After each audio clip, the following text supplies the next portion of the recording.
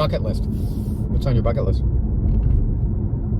I don't have one. With the trend to remote work, is there something that an employer should consider when it comes to remote work policies?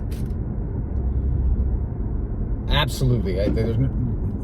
The primary consideration or inclusion in any remote work policy is the ability of the employer to reserve the right to change it or, in effect, discontinue it in its entirety.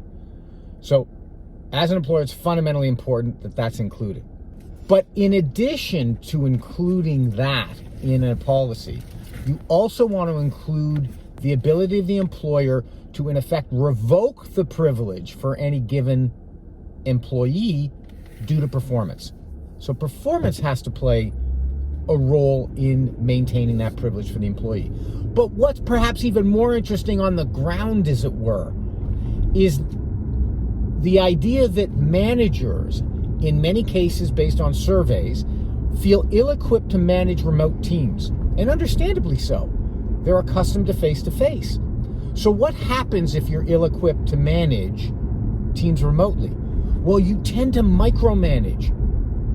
And if you micromanage, what's the consequence of that?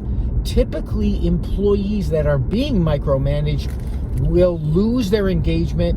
Morale will be significantly hindered. And as a result, you're going to have reduced productivity from that team. So managers have to be trained appropriately to ensure the success of remote work.